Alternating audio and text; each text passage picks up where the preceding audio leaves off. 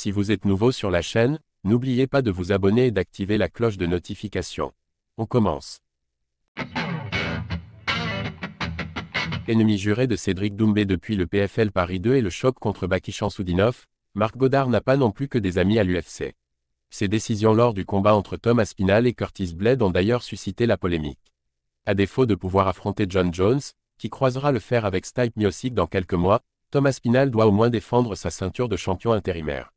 En action cette nuit à Manchester, à l'occasion de l'UFC 304, le Britannique y est d'ailleurs justement parvenu en mettant KO Curtis Blade dès le premier round. Le monstre Merab Dvalishvili mécontent après l'UFC 304.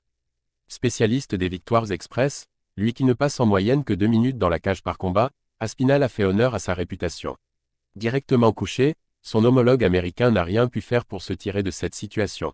Mais si le résultat ne semble souffrir d'aucune contestation, la superstar des poids coqs Merab Dvalishvili a tout de même pris la parole contre l'arbitre dans un post supprimé depuis. Et Marc Goddard arrête encore un combat de manière prématurée. Laissez les combattants se battre. Pour rappel, Goddard avait officié lors du choc entre Cédric Doumbé et Baki Chansoudinov au PFL Paris qui s'était terminé de manière hautement polémique. L'ancien kickboxer déteste ouvertement l'arbitre depuis et ce n'est pas la première fois que Dvalishvili s'exprime ainsi à son sujet. The Machine a reçu du soutien sur la toile pour ses propos, mais le grand gagnant du combat avait un autre avis sur le sujet. Tom Aspinall, quelle espèce, dit ce genre de choses. Je l'ai envoyé au sol avec une combinaison 1-2, il est allongé le visage face au sol, mais 113 kilos sont sur son dos et je l'ai touché 7 ou 8 fois sans qu'il ne puisse répondre.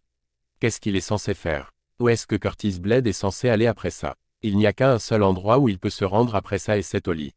Aux yeux de certains, le combat entre Tom Aspinall et Curtis Blade à l'UFC 304 aurait pu continuer plus longtemps si l'arbitre Marc Goddard n'était pas intervenu.